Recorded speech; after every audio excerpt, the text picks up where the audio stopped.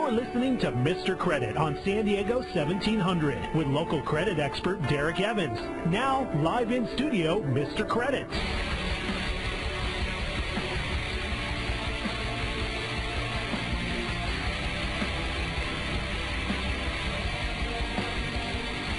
Mr. Credit here, live and local in San Diego, taking your calls about your credit questions regarding your credit report or credit scoring as far as it goes with consumers.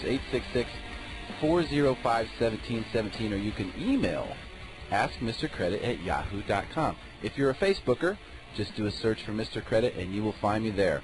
Today, we are going to be touching up on some of the stuff we talked about earlier in the week, components of the credit score. What is a credit score made of? You know, this credit score is this thing that we're all being judged on. Whether you like it or not, you're being judged based on your credit score. In many aspects of your life, not just when you buy a home, not just when you buy a car, but when you apply for a job. You know, employers are actually pulling credit reports right now on people who they're currently employed. Not just new applicants, but people who are currently employed. And we're going to talk about that a lot tomorrow, actually. But the components of the score, what are you being judged on? What actually makes up the credit score? It's not just making your payments on time. We also have a street interview where I actually went out and did an interview with someone out in the street to test their credit knowledge. We're going to be talking about debt settlement today, something I get a lot of questions about. In fact, I already have an emailed question here about debt settlement that I'm going to read for you. And we're going to be talking about collections.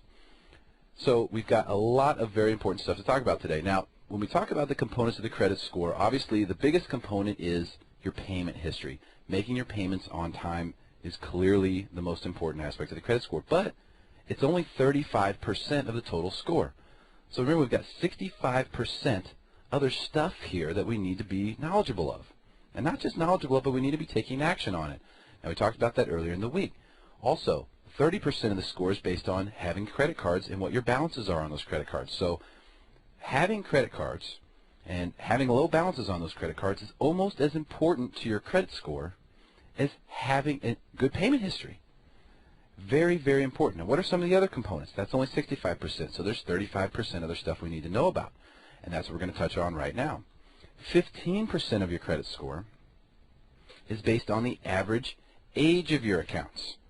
Okay, so having accounts open for long periods of time is good, and this is why I tell you, look, it doesn't actually help you if you pay your auto loans off early or your mortgage off early. As far as your credit score is concerned, it doesn't help because it's actually good to have these accounts open for long periods of time.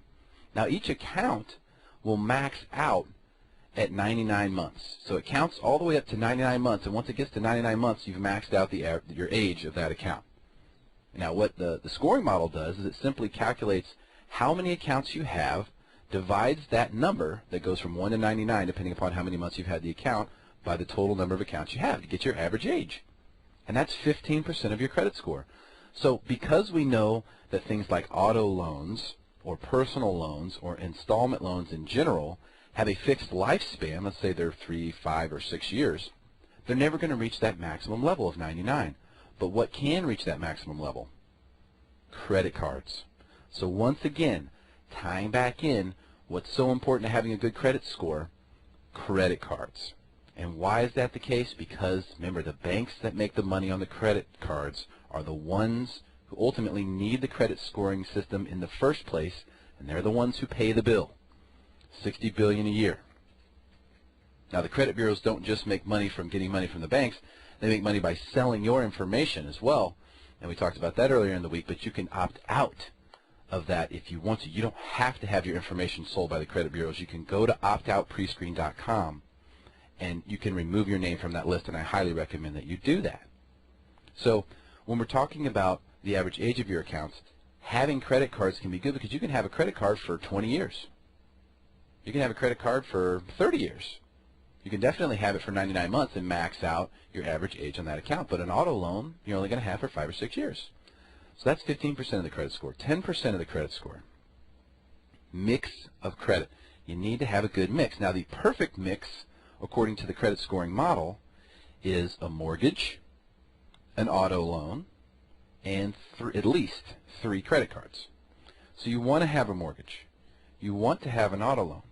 And you want to have at least 3 credit cards. So here we go again. Another component of the credit score that wants you to have credit cards. And now this time it's not just having a credit card.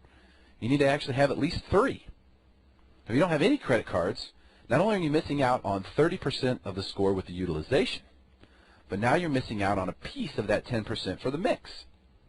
So you've got to have credit cards. Well, what, Derek, I can't get credit cards. I tried before. I can't get a Macy's card. I can't get any.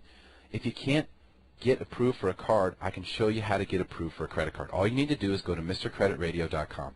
That's it. Click on the educational videos section. Go to MrCreditRadio.com. Click on the educational videos link.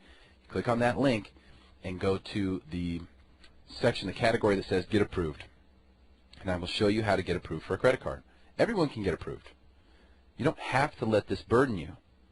You can improve your credit score simply by getting a credit card if you don't have one. It's pretty amazing.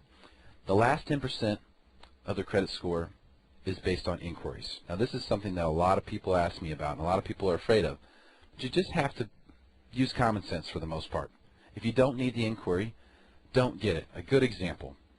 I was calling Cox Communications, actually. We're broadcasting from the Cox Communications building. I was calling Cox to get a phone line, a landline, which we haven't had in years. You know, we've been doing the cell phone thing, and that's all we needed. So we're getting a landline, and this is a $12 a month landline, mind you. They wanted to pull my credit. Now, I told them, look, I know that's a hard inquiry, and I don't want anything to do with that if we can avoid it. And there was pretty much nothing that could be done. Well, I went to the manager, and I said, look, what if I told you my credit score is 450? And he said, well, you're going to have to put down a $100 deposit. I said, all right, well, let's go. Let's skip the inquiry. I'll put down the $100 deposit. Let's get the phone. Let's get this thing moving.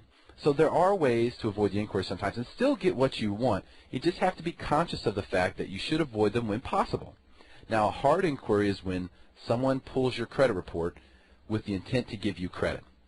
A soft inquiry is when you pull your own credit report, or when a creditor that you have checks your credit without your permission based on a prior agreement that you have to see what's going on with you, which, by the way, they can do almost any time they want. If you have a credit card, if you have a mortgage account, if you have an auto loan with someone, they can periodically look at your credit report and see what's going on. And if they see things they don't like, they can close your account. They can change your terms in some cases. They can do quite a bit. So there's a lot of times where you're going to see soft inquiries going on there. Those don't affect the score with respect to inquiries as far as the 10% is concerned. The soft inquiries don't hurt you. But it is a little bit invasive. And it's important to know that they can do that. So if you're carrying high balances and all of a sudden you start noticing that your credit card companies are contacting you or sending you stuff in the mail saying, hey, we're cutting your limit off, we're raising your interest rates, that's what I call piranha hour. They're just trying to dive in and get whatever money they can out of you while there's still time to do it. And that's literally the way they look at that. So now we've covered all of the major components of the credit score, and you should have a very good idea about how that works. Don't forget to email AskMrCredit@yahoo.com if you have questions. If you don't want to call into the show, you can always call 858-571-0271, and we can answer your questions. I have several professionals in my office who can take your questions and answer them right now. 858-571-0271. So we're going to go to our interview today. Our interviewee today, her name is Jen, and she's 19 years old, so give her a little bit of a break. But the first question that I asked Jen is, do you know the name of any one of the 3 credit bureaus? I don't know anything about sports. I told you about it. No, Jen, I don't think you. I think you misunderstood me, Jen. The question was, do you know the name of any one of the 3 credit bureaus? HRlaw.com, or call Dan Care right now, 619-823-8230, to schedule your free consultation. 619-823-8230. Are you frustrated with the progress of your loan modification? Hi, Mr. Credit here. If you've been trying to modify your home loan without success, I have a solution for you. Ed Paula will help guide you through the loan modification process no matter who you're working with or what stage you're currently in. Ed will help you follow up with the bank to check on your progress, and he'll share his secrets to loan modification success with you for free. Call Ed right now, 866-870-8282. That's 866-870-8282.